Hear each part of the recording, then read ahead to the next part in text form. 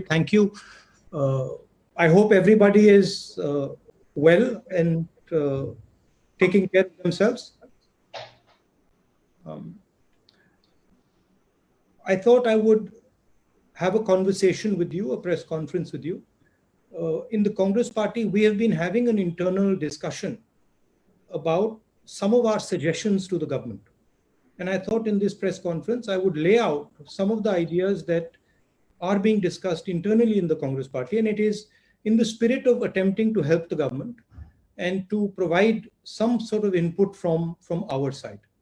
You know that we've been now 45 days in lockdown, and we are beginning to run into a little bit of a problem. There is a very strong feeling that we need to immediately, without any delay, get this package to our small and medium businesses, get money into the hands of the poorest Indians, have a strategy for our migrants, and start preparing properly for the opening of this lockdown. So that is what I wanted to discuss with you. Feel free to ask me whatever questions you like. Sir, बहुत सारे प्रश्न साथियों के आए हैं. मैं एक एक करके उन दोस्तों को बोलूंगा कि वो अपने प्रश्न पूछें. पीटीआई न्यूज एजेंसी से संजीव चोपड़ा जी, कृपया अपना प्रश्न पूछिए. Thank you, Randeep ji. Morning, Rahul ji. I hope you're doing good. Well, I'm doing okay. I wouldn't say I'm doing good, but I'm doing okay. Okay.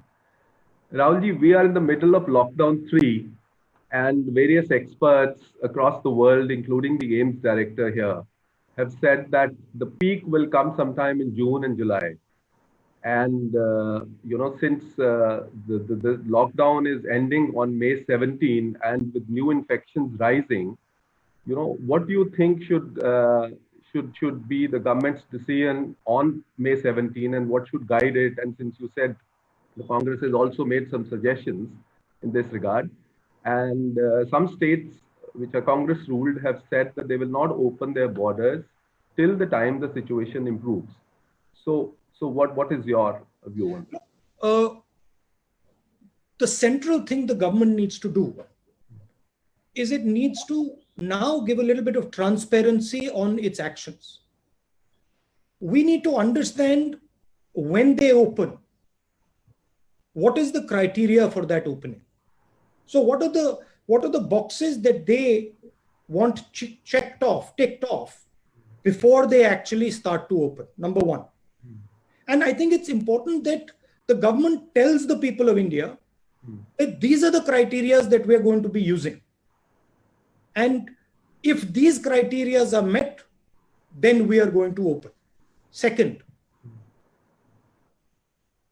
we simply cannot continue without providing support to the people who are suffering as a result of this lockdown. And the thing that is most important to understand that the lockdown is not simply a switching on a key and getting rid of the lockdown. Lockdown requires a number of things to happen. It requires a psychological change. Currently, the disease in India is seen as a very, very dangerous disease. And it is true. The disease is dangerous for certain groups of people. It is absolutely dangerous for older people. It is absolutely dangerous for people with diabetes, heart disease, hypertension, chronic infection, lung infection. But other than that, it is not a dangerous disease.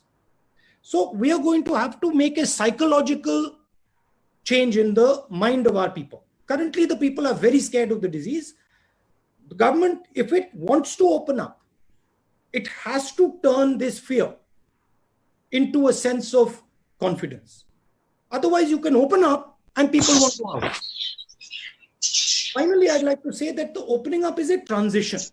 It's not an on-off switch, it is a transition. And you have to have a strategy for opening up. And this is what I said in my last press conference. And also I mentioned to the Prime Minister in my letter that please, this is not an on-off switch. This is a massive transition that is required.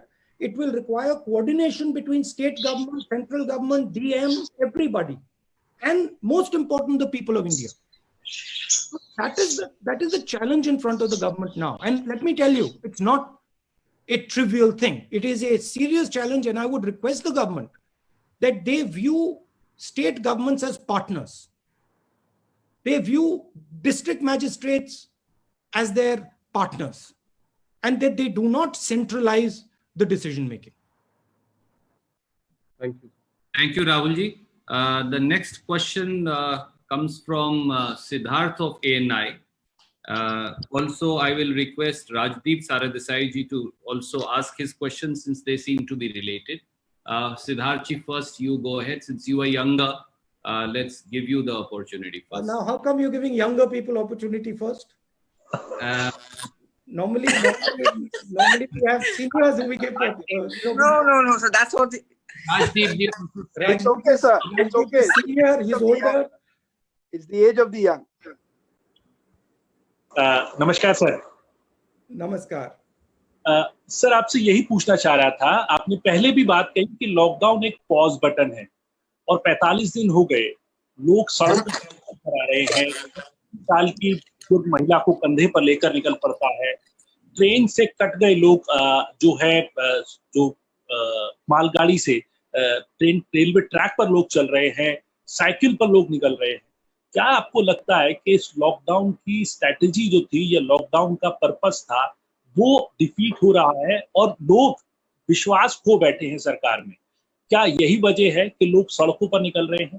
पहला सवाल मेरा। दूसरा सवाल ये कि आपने एक series शुरू करी है जहां पे आप तमाम एक्सपर्ट से बात कर रहे हैं, उसका पर्पस क्या आप रखने वाले हैं और किस तरीके से उसको जो सजेशंस या जो फीडबैक आपको मिल रहा है उसको कहाँ रखें? Sir, can I also ask Rajdeep ji, because they are related questions, sir? Why don't you give Rajdeep like his own space? Let me answer that. Rajdeep can have his own. Sure. देखिए, ये criticise करने का time नहीं है और मैं criticise नहीं करूंगा। जो जिस सिचुएशन में हम अब हैं, उस सिचुएशन से हमें आगे बढ़ना है और निकलना है एक प्रकार से। लॉकडाउन हुआ नहीं हुआ वो सब ठीक है, उसकी जगह है, वो हो गया है, वो पास्ट में है, मगर अब खोलने की स्ट्रैटेजी की जरूरत है। दो तीन इस पे मैं आपको न्यूआंस बता देता हूं। आप किसी भी बिजनेस वाले से पूछें तो वो आपको बताएंगे कि जो हमारी सप्लाई चेन है वो red, yellow and green, red orange and green system के बीच में से निकलती है। तो रेड ऑरेंज एंड ग्रीन का जो हेल्थ केयर वाला सिस्टम है और इकोनॉमिक जो सप्लाई चेन है उसमें क्लैश है। तो उनका कहना है कि ये दोनों चीजों को रिजॉल्व करने की जरूरत है।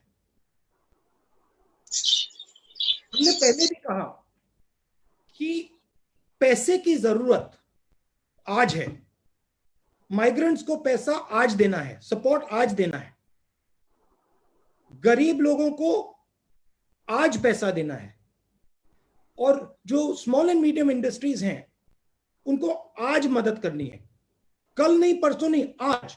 क्योंकि अगर हमने आज नहीं मदद की तो जो जॉब लॉसेस हो रही हैं वो सुनामी बन जाएंगी। तो उसको हमें उनको कॉन्फिडेंस देना है, उनको प्रोटेक्ट करना है। तो पहले सवाल का जवाब यह है कि एक स्ट्रेटेजी निकालनी है, तरीका निकालना है, रास्ता निकालना है, और उसमें कांग्रेस पार्टी मदद करने के लिए तैयार है। क्योंकि हमारे भी स्टेट्स हैं, हमारे पास भी काफी लोग हैं जो इन चीजों को समझते हैं, इकोनॉमिक्स को समझते हैं, और स्पिरिट यही है प्रेस कॉन्फ्रेंस का। आपका दूसरा सवाल, ये जो मेरे कॉन्वर्सेशंस हैं, देखिए नॉर्मली मैं काफी लोगों से बातचीत करता हूं नॉर्मल कोर्स में, और उनमें से काफी लोगों के जो कॉन्वर्सेशंस होते हैं काफी इंटरेस्टिंग होते हैं। तो मैंने सोचा कि एक झलक मैं उन कॉन्वर्सेशंस को हिंदुस्तान की जनता को, लोगों को, बाकी लोगों को भी दिखा दूं। वही बेसिक आइडिया था कि जो एक्सपर्ट से बातचीत हो रही है, जो मुझे सीखने को मिल रहा है, समझने को मिल रहा है, मैं थोड़ा सा वो दूसरे लोगों को भी दिखा दूं. बाकी उसके पीछे कोई स्ट्रेटजी नहीं है. Thank you, sir. May I ask Rajdeep ji to come in since you had a related question? Mr. Gandhi, first of all, we all appreciate you doing these conversations because they help in building an engagement with the press community. So thank you very much and stay well. My question is linked to what happened this morning in Aurangabad. Early this morning, as you know, 15 workers were crushed to death in a train incident. This is, part of an ongoing tragedy, unfolding tragedy of migrant labor, Mr. Gandhi. In Karnataka, yesterday, the government did a U-turn. First said no trains will be allowed, eventually allowed trains even as the workers were walking. Even as we speak, several workers are still walking hundreds of kilometers home. Do you think the time has come for a national migrant labor policy?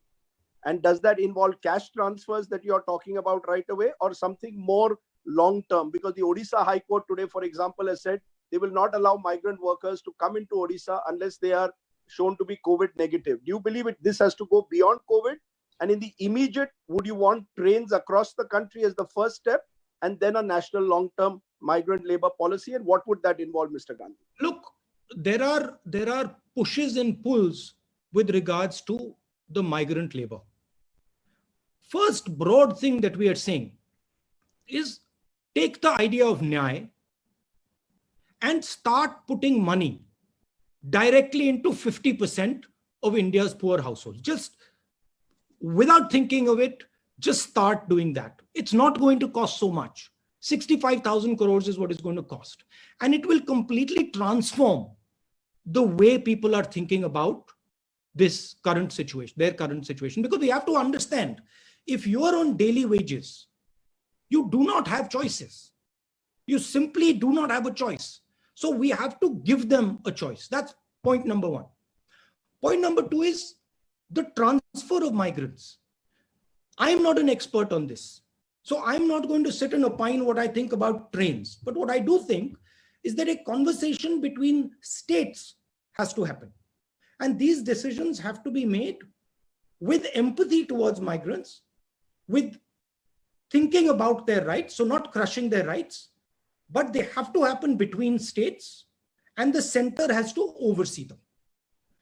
The pain has to be reduced, absolutely. So you're saying the minimum income right away, Mr. Gandhi? Am I correct? I'm saying that we are in an emergency. We require absolutely the idea of Nike. Call it whatever you want. Call it something else. Call it Pradhan Mantri Yojana, whatever you want to do. But the idea of injecting immediately 7,500 rupees directly into 50% of Indian households is critical, and it's not such a big price. Second, the idea that we can simply let our job creators drown. This is not feasible. We have to protect them. We have to make sure that we give them a wage protection scheme, 1 lakh crore wage protection scheme, and 1 lakh crore credit guarantee scheme to MSMEs. And then we have to give them 6-month interest subsidy. So we have to build a wall for them so that they can fight what is coming. We have to give them we have to build a financial support behind them. Look, it is pretty clear that a lot of these companies are going to go down. If we do not do anything, massive number of them are going to go down. So we have to ensure that we build a wall and we protect as many of them as possible.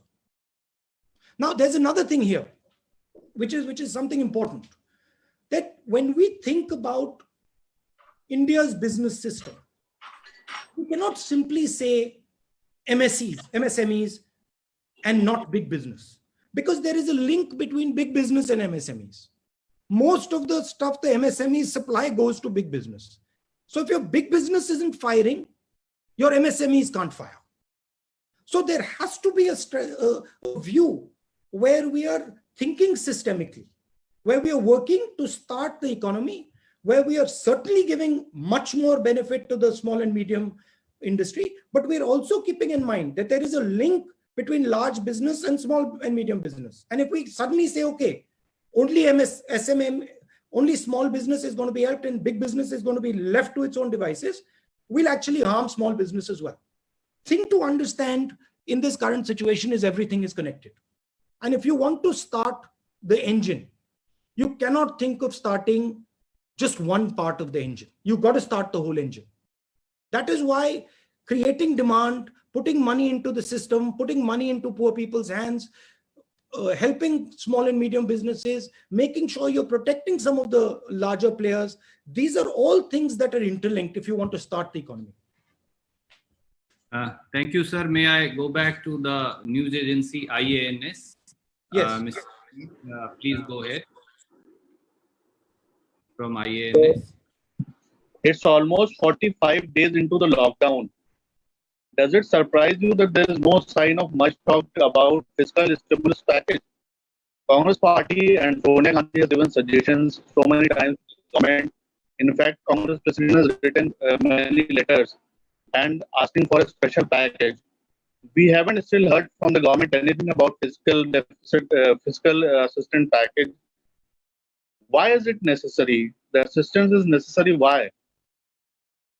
No, sorry, you're saying the assistance is necessary. Why?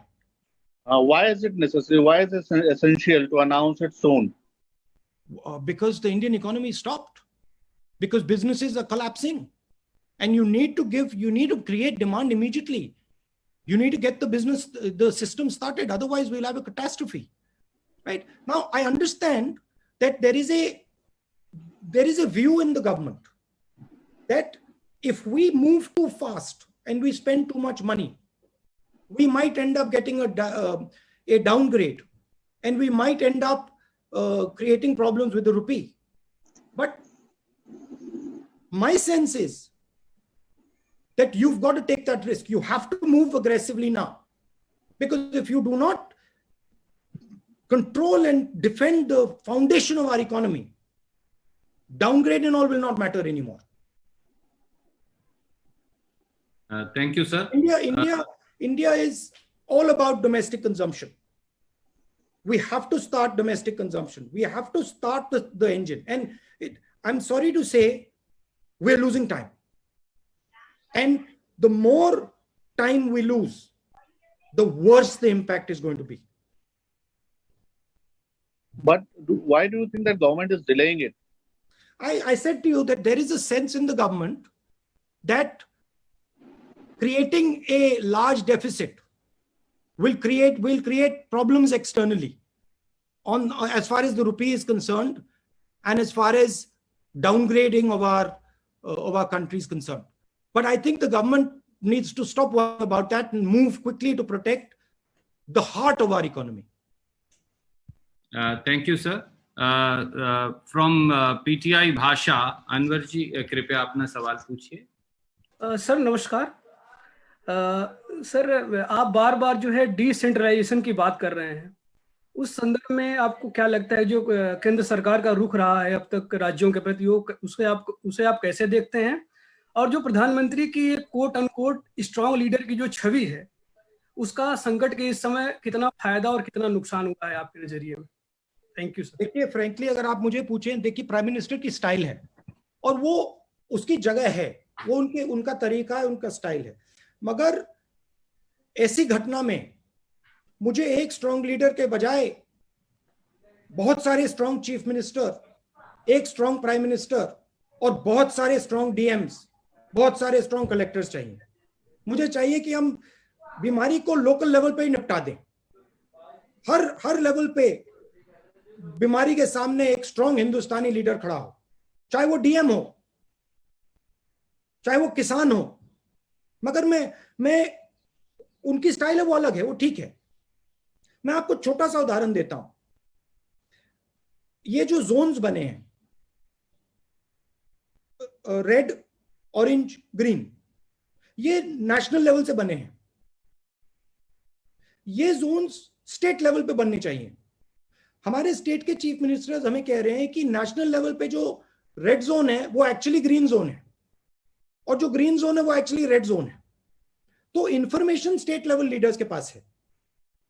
तो जरूरी है कि जो हमारे Jones बन रहे हैं, छोटा सा उदाहरण दिया है, जो हमारे जोन्स बन रहे हैं वो एक्चुअली डीएम और चीफ मिनिस्टर के बेसिस पे बनने चाहिए। डीएम के पास इंफॉर्मेशन है, चीफ मिनिस्टर के पास इंफॉर्मेशन है, दिल्ली में ये इंफॉर्मेशन नहीं है। छोटा सा उदाहरण दिया। Thank you, sir. So may I request now Rajasthan Patrika? They have a question on, I think, farmers and agriculture. Shadab जी, कृपया अपना सवाल पूछिए। नमस्कार साहब। कहाँ है? नमस्कार, पूछिए। पीएम किसान सम्मान निधि योजना को लेकर 8 करोड़ किसानों के खाते में पैसा डालने की प्रधानमंत्री नरेंद्र मोदी जी ने 23 मार्च को घोषणा की थी। इसके बावजूद 1 तिहाई किसानों के खातों में चौथी किस्त की राशि का भुगतान नहीं किया गया है। आपको क्या लगता है इसका क्या कारण हो सकता है? अब इसके बाद इसका मैं कैसे जवाब दूंगा, ये तो आपको सरकार से पूछना पड़ेगा। मगर मेरा कहना है कि जो मैंने राजदीप से कहा कि एकदम डायरेक्ट न्याय का जो आइडिया है उसको आप चालू कीजिए, बिना एक सेकंड जाया करे उसको कर दीजिए। क्यों नहीं किया है? स्पेकुलेशन हो सकता है। मैंने थोड़ा आपको अभी बताया कि सरकार को डर है कि डाउनग्रेडिंग हो जाएगी, उससे ज्यादा मैं नहीं बोल सकता हूं।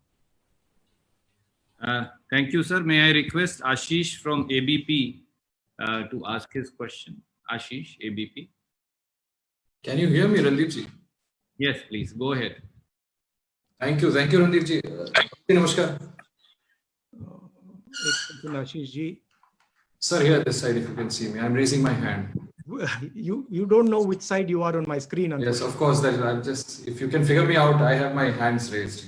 Okay, got you. How are you, sir? I'm well. Sir, मेरा सवाल है कि आपने जैसे कहा एकदम शुरुआत में कि आपने भी आपके यहाँ इंटरनल डिस्कशंस चल रहे हैं। मैं जानना चाहता हूँ सर, जो डीप फाइनेंशियल क्राइसिस से हम गुजर रहे हैं अभी, उसको लेकर के आपने अपने जो कांग्रेस रूल्ड स्टेट्स के चीफ मिनिस्टर्स हैं उनको क्या सुझाव दिया है ताकि इससे हम बाहर निकल सके? क्योंकि सीमिंगली हम देख रहे हैं बीजेपी रूल्ड स्टेट के चीफ मिनिस्टर से बहुत ज्यादा इसको लेकर के कुछ सुना नहीं है। तो इस डिस्ट्रेस से डील करने के लिए कांग्रेस रूल्ड स्टेट्स को आपने क्या सजेशन दिया? Because you have been talking to so many economic experts. Sir, एक just add, let me add one more thing.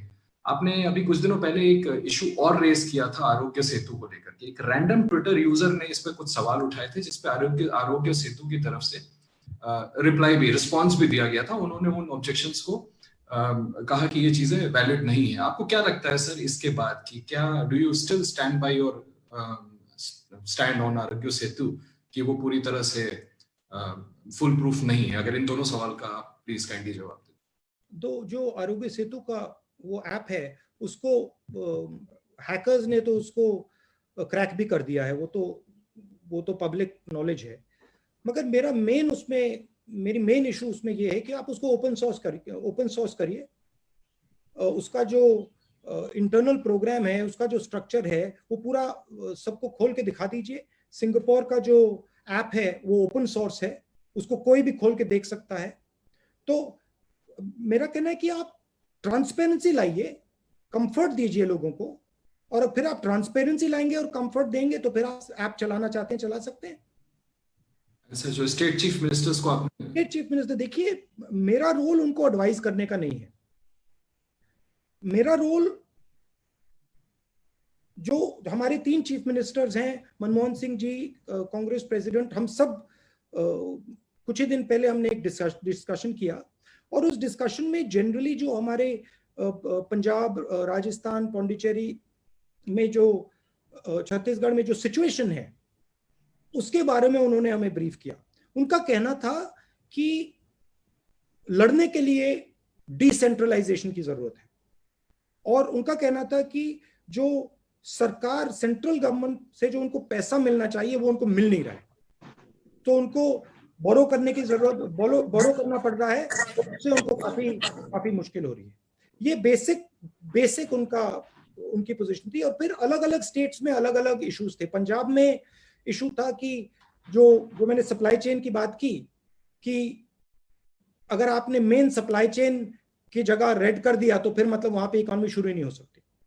Sir मतलब छत्तीसगढ़ में आपके स्टेट्स कैसे निकले, ये क्या सुझाव दिया आपने? क्या आप अपना अगला सवाल, 2 सवाल आप पूछ चुके हैं। नहीं, मैं देखिए, हमने उनसे कहा कि आप इंफॉर्मेशन लेके, डिस्ट्रिक्ट लेवल से इंफॉर्मेशन लेके डिस्कस करके इंडिविजुअल स्टेट की आप स्ट्रैटेजी बनाइए।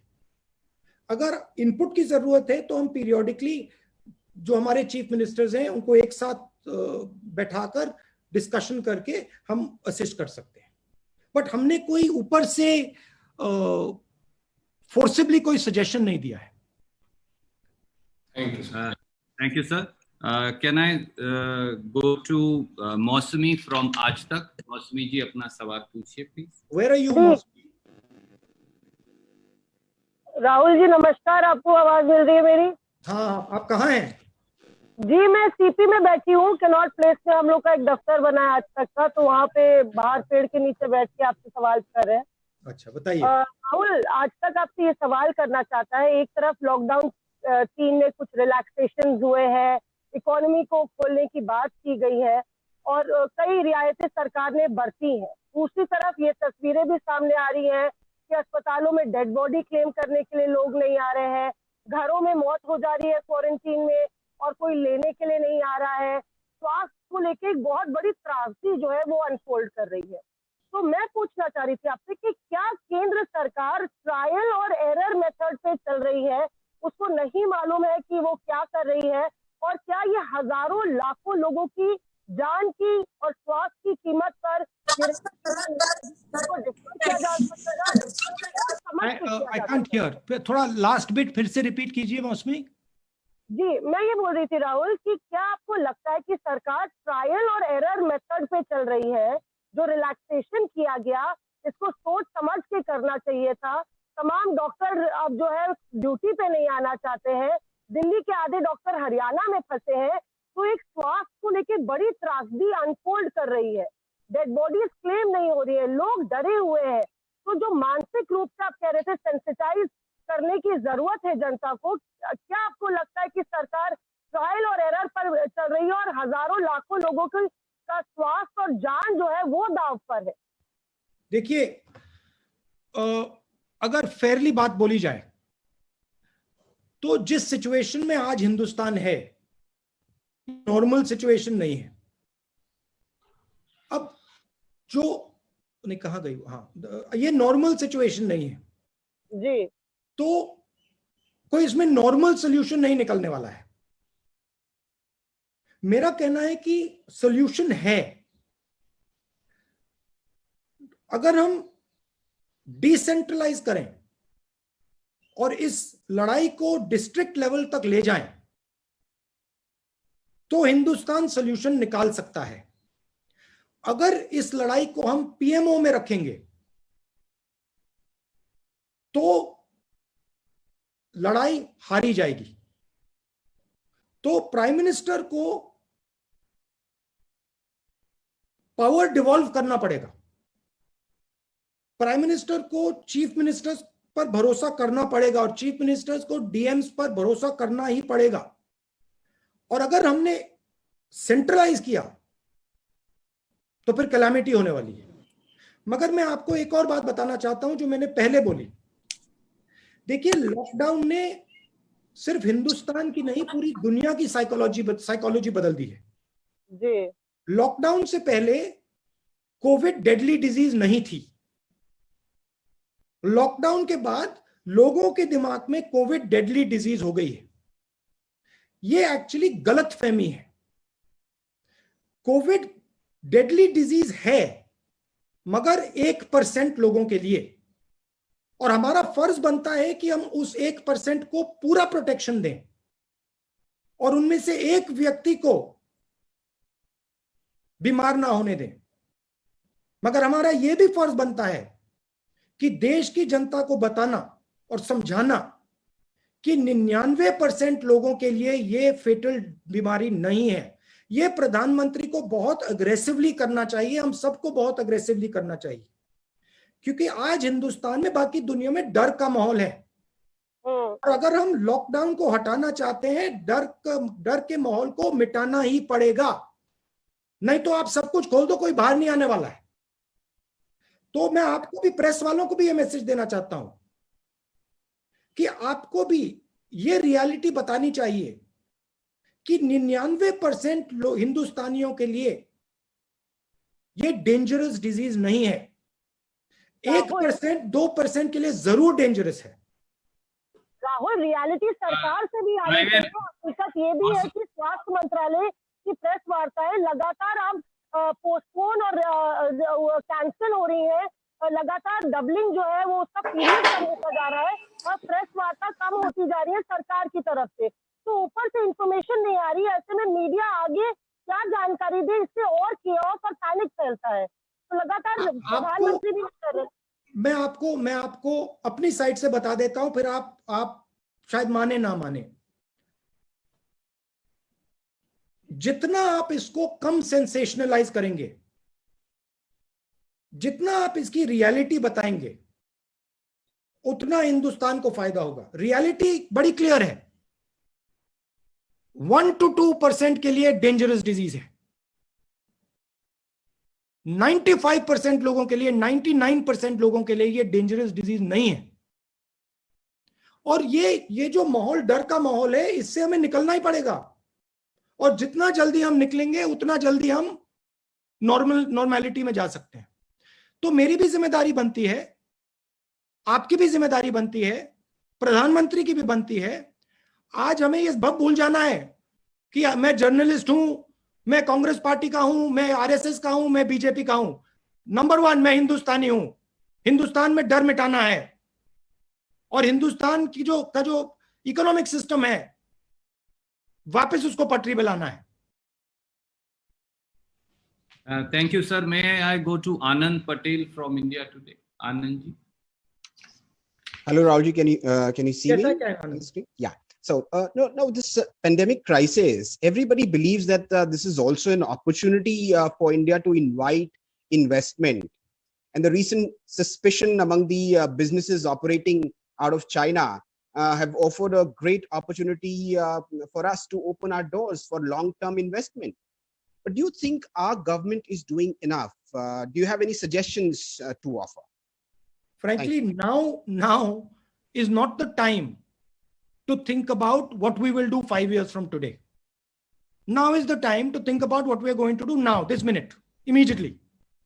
So if we do not act now, if we do not protect our small and medium businesses now, if we do not protect our migrants now, if we do not do income support now, we will not have an economy. To be very blunt with you, there'll be no competition. Right. I will discuss with you after the COVID crisis what I think we can do about competition with China. Also, I don't think you should underestimate Chinese business strength. There is a very strong foundation there, but we have also a very strong foundation. But let us not discuss what can be discussed 5 months from now. Let us discuss what has to be discussed now. I won't be able to discuss with you 5 months from now what can be done now. That opportunity will go. Thank you. Vijay Lakshmi from India TV. Am I audible? Yeah. Yes, you are audible. Hi, कैसे हैं राहुल जी? नमस्कार. I'm okay. How are you? I'm good. मैं इधर हूँ, आपको दिख रही होंगी. I'm raising my hand. I know, but you're outside. You're not in the office. I am also. I am at Vijay Chowk at this moment, so we are not in office. Most of the time we are on field only. Rahul ji, मैं आपसे पूछना चाहती थी job creation पर, क्योंकि बहुत सारे लोग बेरोजगार हुए हैं इस पूरे कोविड-19 की प्रक्रिया के दौरान. इनफैक्ट विदेशों से भी काफी सारे भारतीय हैं, 2 लाख के करीब भारतीय जो खाड़ी देशों से वापस आएंगे. तो आपको लगता है कि ऐसे लोगों के लिए भी एक रिहैबिलिटेशन पॉलिसी होनी चाहिए जो अपनी जॉब लूज करेंगे? माइग्रेंट वर्कर्स को हम देख ही रहे हैं. तो ये rehabilitation plan in terms of their job opportunity post कोविड-19 आपको लगता है एक बड़ा चैलेंज है? और जहां तक बात की जाए कांग्रेस शासित राज्यों की, तो क्या आपके जो कांग्रेस रूल स्टेट्स हैं, क्या वो कोई स्ट्रेटेजी पर रिहैबिलिटेशन पोस्ट कोविड इसको लेकर के काम कर रहे हैं अभी? मेन बात जो डिमांड है उसको क्रिएट करने की है. डिमांड आप क्रिएट करेंगे, सप्लाई क्रिएट होगा. अभी डिमांड बंद है, सप्लाई बंद है। डिमांड क्रिएट करने के लिए आपको पैसा डालना पड़ेगा एकदम। एक तरफ आपको जो मैंने न्याय की बात बोली एकदम वो करना पड़ेगा, किसानों की मदद, किसानों के हाथ में पैसा डालना पड़ेगा, जो गरीब लोग हैं उनके हाथ में पैसा डालना पड़ेगा, और जो हमारा सबसे बड़ा जॉब क्रिएटर है स्मॉल मीडियम इंडस्ट्री, उसको आप उसको फाइनेंशियली प्रोटेक्ट करना पड़ेगा।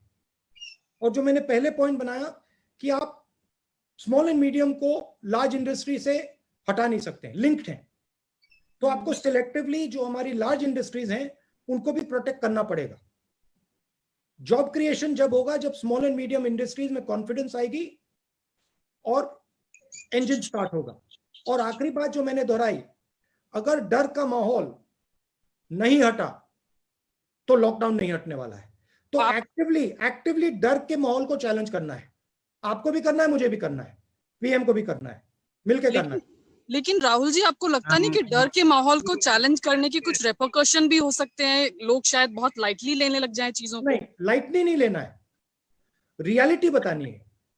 रियलिटी है कि डिजीज 1 to 2% के लिए बहुत डेंजरस है, ये रियलिटी है, सच्चाई है। डायबिटिक्स के लिए, हार्ट पेशेंट्स के लिए, लंग पेशेंट्स के लिए डेंजरस है, रियलिटी है। मगर जो हेल्थी लोग हैं उनके लिए ये डेडली डिजीज नहीं है। जरूर प्रॉब्लम हो सकती है, मगर 90% लोगों को मृत्यु नहीं होने वाली, 90% लोगों की मृत्यु नहीं होने वाली है। ये रियलिटी आपको भी बतानी है, हमें भी बतानी है। Thank you sir.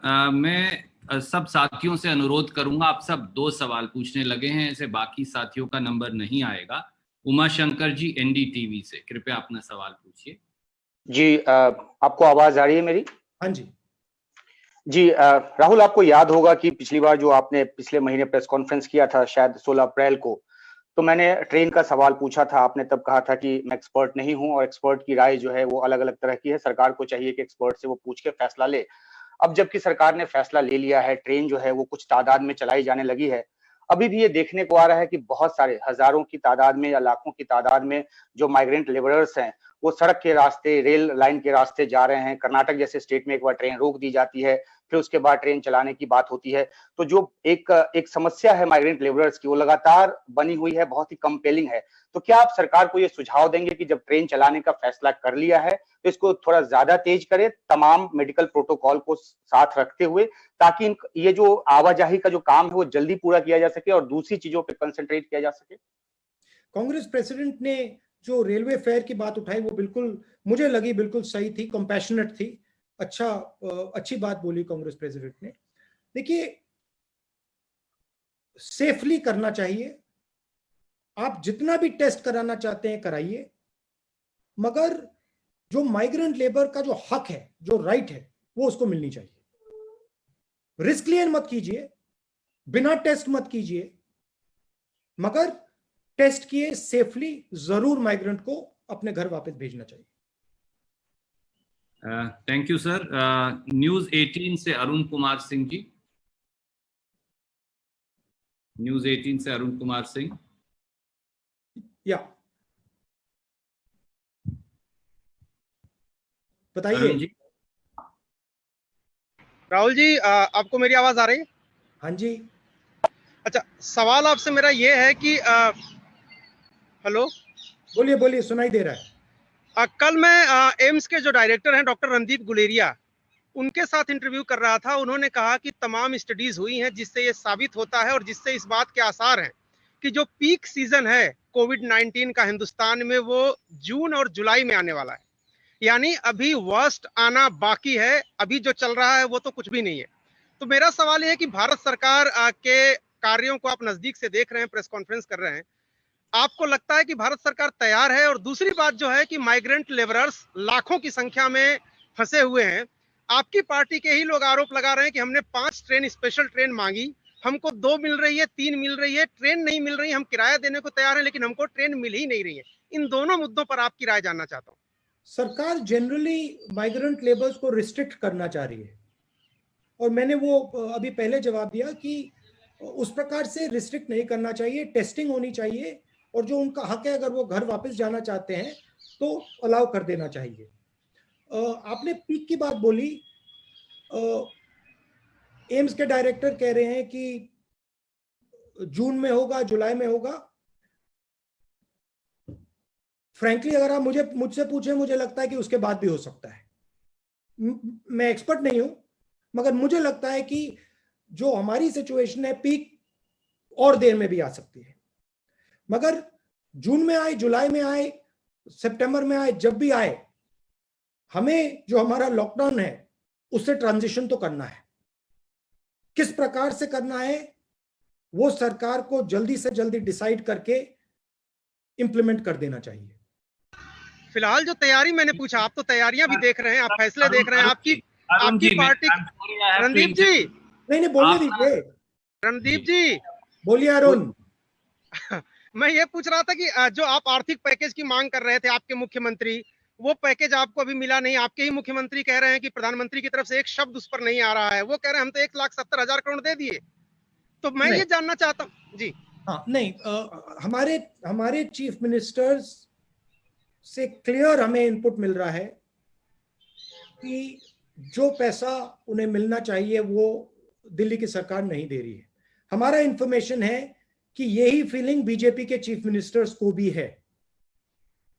हमने इनफॉर्मली पता लगाया है, उनके स्टेट्स में भी ये फीलिंग है कि स्टेट्स को यूनिवर्सली पैसा नहीं दिया जा रहा है। ये रियलिटी है। Thank you sir. Sir Raman from news 24। Raman ji, news 24 से। वॉइस नहीं आ रही रमन। रमन अनम्यूट करिए अपने आप। Can I ask? Please wait Pallavi. Raman from news 24 please. Rahul ji, आप अपनी जनसभा में लोकसभा चुनाव के दौरान हमने देखा कि आपने कहा कि यहाँ पे दो इंडिया है, दो भारत, एक अमीर भारत है, एक गरीब भारत है। और अभी कल मैंने प्रधानमंत्री का एक पुराना भाषण देखा जिसमें उन्होंने कहा कि जो सामान्य व्यक्ति हवाई चप्पल में दिखता है वो हवाई जहाज में दिखना चाहिए। तो 6 साल के बाद क्या वो दिख रहा है हवाई चप्पल वाला व्यक्ति हवाई जहाज में? और जो किसानों की समस्या है खासतौर पर लॉकडाउन के समय में, क्या आपको लगता है कि किसानों के लिए भी सरकार को कोई आर्थिक पैकेज अनाउंस करना चाहिए, घोषणा करनी चाहिए? एक छोटा सा सवाल आपकी पार्टी से जुड़ा हुआ है कि आपकी पार्टी में अर्थशास्त्र या अर्थव्यवस्था के कई जानकार हैं, चाहे मनमोहन सिंह जी की बात करें, पी चिदम्बरम जी की बात करें, और आपने शुरू भी किया है, रघुराम राजन हो या अभिषेक बनर्जी हो। क्या कांग्रेस पार्टी अर्थव्यवस्था को लेकर सरकार से सीधे संवाद की पहल करेगी?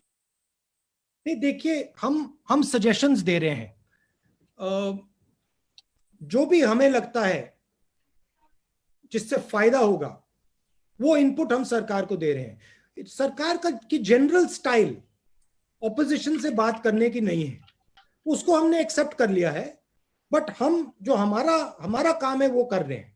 हमें लगता है कि 4-5 चीजें इमीडिएटली करनी चाहिए। मैंने पिछले प्रेस कॉन्फ्रेंस में भी बोला, इस वाले में भी बोल रहा हूं कि पैकेज की जरूरत है, एकदम कीजिए। हमने एमएसएमईज के बारे में क्लियर फ्रेमवर्क बनाया है, इनकम सपोर्ट का क्लियर फ्रेमवर्क बनाया है। एक और सजेशन, मनरेगा को आप 200 दिन का कीजिए, ये भी हमने सजेशन दिया है। तो हम अपना काम करते जा रहे हैं। देखिए, 2 हिंदुस्तान हैं और जरूर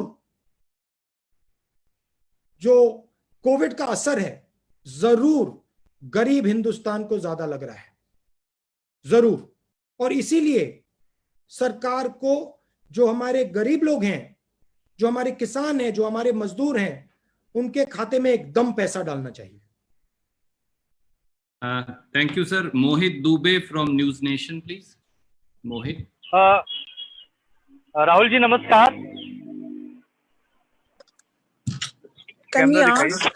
राहुल जी नमस्कार।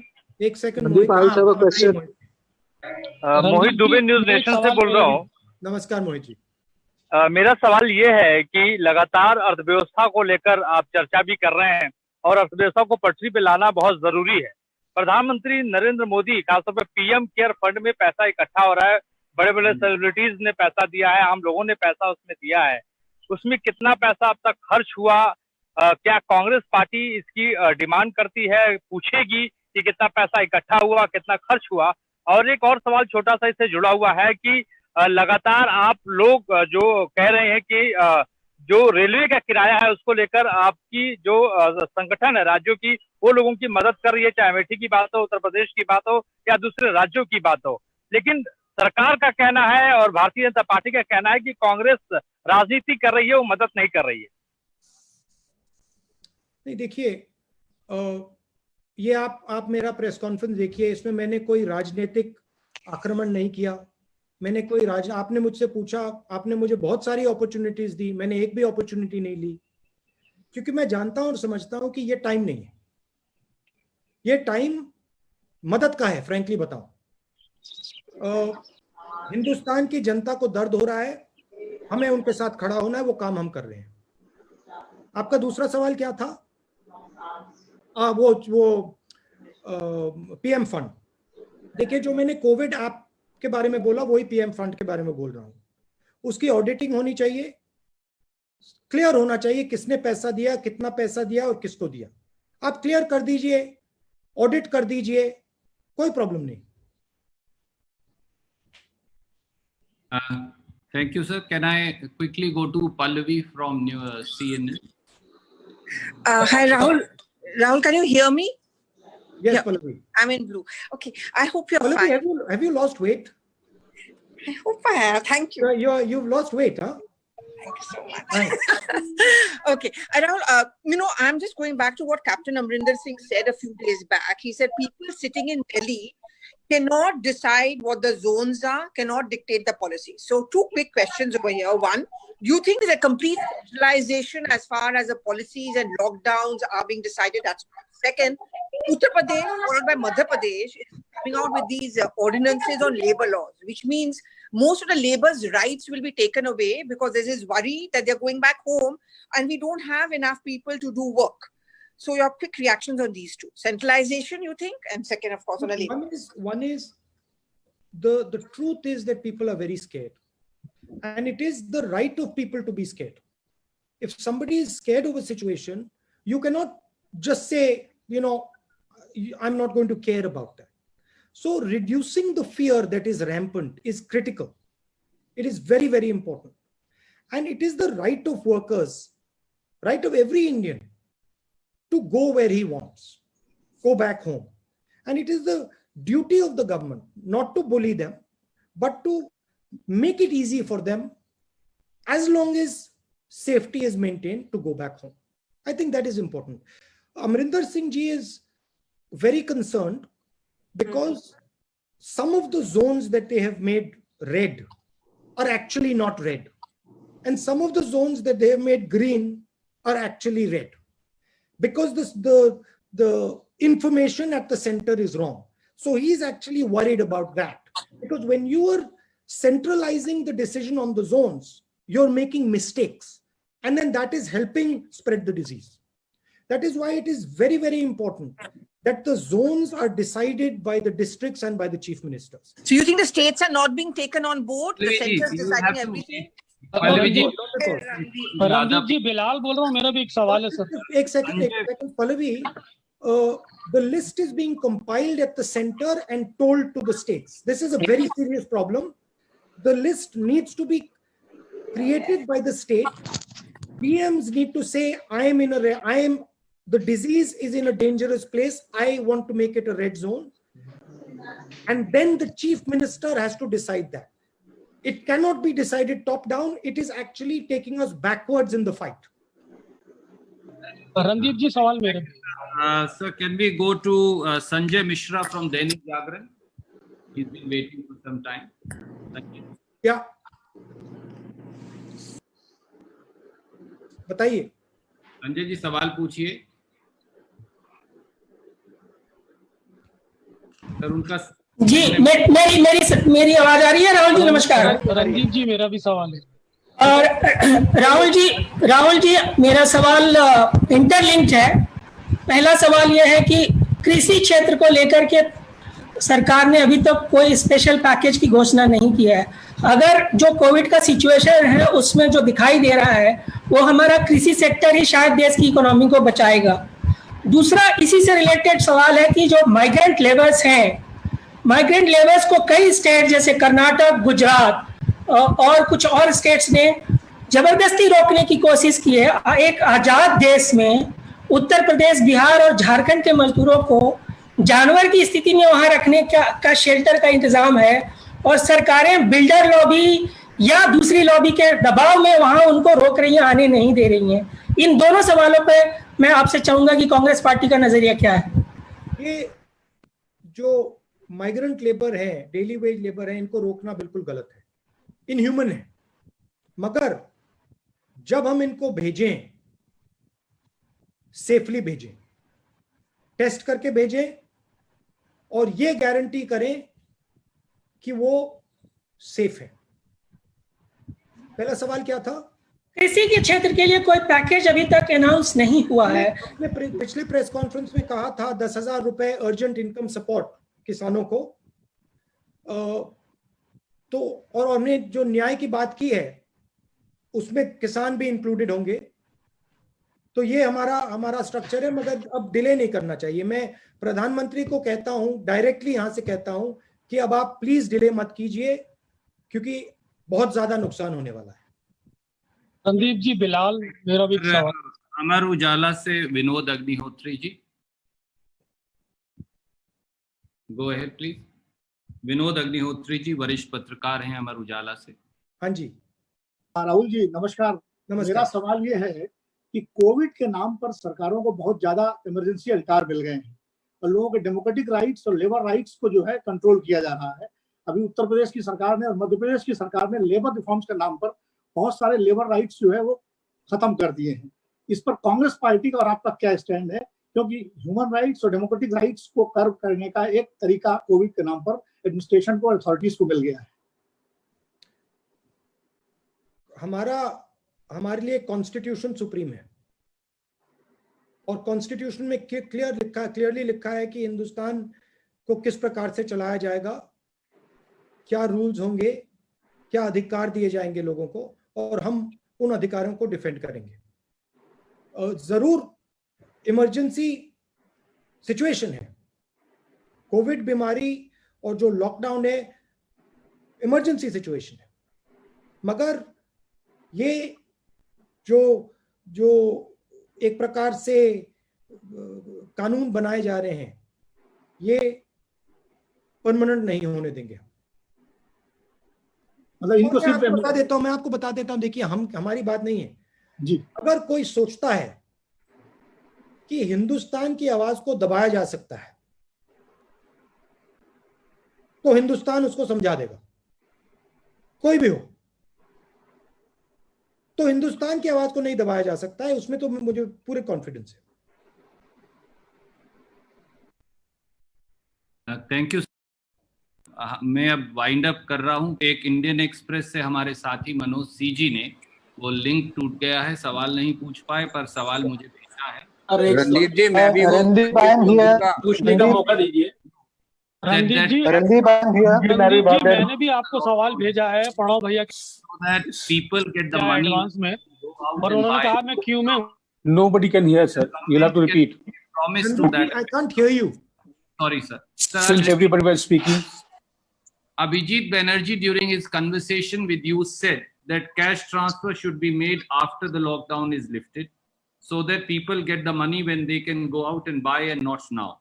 He said the government can make a promise to that effect now. Do you agree, or does the Congress feel cash transfer should be made now? I think we are at a place where we have already started the transition of opening the lockdown. What Mr. Banerjee was saying was the moment the transition to a non-lockdown state begins, you have to start giving the money. And I think that process should start immediately. According to the government's own admission that we are beginning to loosen the lockdown. Thank you, sir. There are multiple questions, sir, and I wish I could take them all. It's been 1 hour and 10 minutes. Look, Randeep ji, what I will do, we will do this again And I would request you that the people who have not been able to ask a question this time should be given first chance in the next. Thank you so much, Rahul Gandhi, because you are finding, because we always have this problem. We always have this problem, and I'm very happy that Sunil, you don't have this problem. Sir, I have not been asked allowed in the lockdown period twice.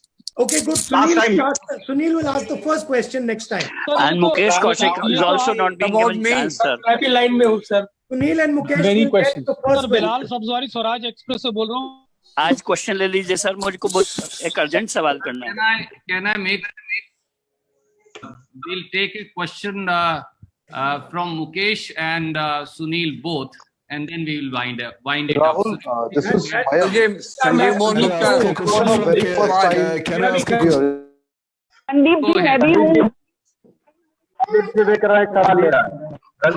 Randeep ji मैं भी हूँ. जी ma'am, मैंने note कर लिया है. जैसा राहुल जी ने कहा है, हम बहुत जल्द बाकी के सवाल भी लेंगे. I was here for the very first time. This is Mayank, so I believe that next time my question will be taken. We will also do that. So if Sunil, you are here, go ahead and ask, please. Rahulji, thank you so much, because I think the 2 points which have not been really raised correctly is, one is about which the Chief Justice said that the executive, the legislature, and the judiciary must work together during an emergency. The legislature, there have been requests from standing committees, in particular, to have an oversight over what the Home Ministry is doing, because it's become a joke, the kind of compendiums that they have been sending in terms of addendums after issuing guidelines, and various states, and confusing everybody. So we have seen that across the states. So whether now their presiding officers under pressure after listening to certain people are saying, okay, let them examine it because in camera, because Prime Minister is holding meetings with chief ministers. There have been various in camera hearings, but a legislative oversight is not permitted. Second, chief ministers across this country have started taxing diesel, petrol, alcohol. Would you suggest this to your Congress chief ministers in particular? And I've seen you a little bit more active during this lockdown. Will this mean that you relook at your issue of, the closed chapter? Is you returning back as a closed chapter, or is it an open chapter now? Now, you please read my letter that I wrote 1 year ago on that issue. I think oversight is very important, and I think committees in Parliament absolutely should be allowed oversight. I think it is critical. In fact, the sooner the better. The petrol and diesel. Look, I leave these decisions. I don't like advising chief ministers to press conferences. I leave these decisions to them. The rule I would say they should follow is be compassionate, understand that India is going through a very difficult time, that there are people who are struggling more than others, and be gentle and compassionate and loving towards everybody. I do think that I was actually surprised at the diesel and petrol hikes at the central level. I didn't expect that, but they have their prerogatives. Thank you, sir. Can I just Randeep जी, आप सवाल की इजाजत है तो कर लो. एक सवाल पूछ लूं? Can I just end online, Randeep? Ji sir. Rahul ji एक सवाल. राहुल जी, मैं मुकेश कौशिक हूँ, दैनिक भास्कर से. 1 मिनट मुकेश जी, कुछ वो कह रहे हैं. नहीं, let Mukesh speak. Mukesh ji बताइए. हाँ, राहुल जी, मेरा सवाल इंडियंस को जो बाहर हैं, विदेशों में हैं, उनको भारत लाने के बारे में है. लेकिन उससे पहले मैं आपके जो कन्वर्सेशन चल रहे हैं उसके बारे में आपको धन्यवाद देना चाहता हूँ. आपने हम जैसे जर्नलिस्ट को सिखाया है कि किस तरह से अच्छा इंटरव्यू पोलाइटली कंडक्ट करना चाहिए, किस तरह से लोगों से नॉलेज लेनी चाहिए. वो इंटरव्यू नहीं है भैया, बहुत पोलाइटली आप बहुत वो कॉन्वर्सेशन है, एक्सचेंज ऑफ आइडियाज है. लेकिन मैं आपका फैन नहीं है, बट काफी मतलब इंटरेस्टिंग बातचीत हो रही है. हाँ, मेरा सवाल ये था कि हम लोगों ने इटली, ईरान, वुहान और जापान से इंडियंस को लाए और फ्री ऑफ कॉस्ट लाए। वो स्टूडेंट्स थे, वो डिस्ट्रेस में थे। लेकिन जब खाड़ी देशों से मजदूरों को लाने की बात हुई, कामगारों को लाने की बात हुई, तो उनसे भारत सरकार चार्ज ले रही है। ये कहाँ तक उचित है? गलत है। सब हिंदुस्तानी एक हैं, सबको एक ही ट्रीटमेंट मिलना चाहिए। और अगर हम लोगों को ट्रांसफर करने की बात करते हैं इस सिचुएशन में, सिर्फ हमें एक चीज चेक करनी है कि वो मेडिकली चेक्ड हैं, हाँ या ना। अगर मेडिकली चेक्ड हैं, सेफ हैं, तो उनको ट्रांसफर करने की कोई प्रॉब्लम नहीं। Thank you sir. The last question is from Sandeep Phukan of Hindu. Sandeep, please go ahead and ask your question. Randeep ji, मैं भी हूँ जी। मुझे मालूम है मैम, और जैसा ज्यादा से ज्यादा हम 50 के करीब सवाल ले चुके हैं और भी लेंगे। Sandeep ji from Hindu, please go ahead and ask. Otherwise, he has sent me the question and also question on my screen identical. And if I may repeat the question of both of them, sir. Yes. Sandeep ji from Hindu and Kaushik Deka from India Today both wanted to know two things, sir. One was your opinion on a comprehensive agriculture package, and the second part of the question, sir, was how a top-down strategy is not working, and the strategy really needs to come from the district, state, and then to the center, and not vice versa. Yeah, the bulk of the fight is going to happen at the district and the state level. But that is not to say that there is no role for the center. Center absolutely has a role, but there is a division of labor. Center should not be deciding zones. District magistrates and chief ministers should be deciding zones based on input from the ground, for example. But that is not to say that there is no place for the center. The center absolutely has to think about national strategy. But center must not get into the local fight against the disease. And I think if there is a observation that I can make, the current fight is too centralized. It needs to become more decentralized. Prime Minister has to, in my view, do 2 or 3 things. Number one, reduce the fear of the Indian public. That's job number one. Make India believe that, look, yes, it is a scary disease. Yes, it is scary for a certain amount of people, but it is also not a deadly disease for many people. Number two, start talking with the chief ministers, not talking as the boss, but talking as a colleague, talking as someone who's helping them. Forget about Congress ruled states, BJP ruled states, CPIM, forget about all that. They're all Indian chief ministers, and they should all be working together with the Prime Minister. I would, if I was to advise Prime Minister, even though it's not my place, definitely, once in 2-3 days, a call to every single chief minister. That would be very important. And a partnership type of call. Thank you. Rahul ji, चलते एक सवाल पूछूं अगर आपकी इजाजत हो। Finally, other advice, which has been the thrust of this press conference. Put money into our people's hands immediately. Don't dilly-dally. Put money immediately into our people's hands. Don't worry about it. Our people are solid people. They will turn this thing around if you give them the opportunity. Thank you very much. Thank you, sir. Namaskar. Thank you, Rahul. Thank you. Stay safe. Thank you, sir. Thank you.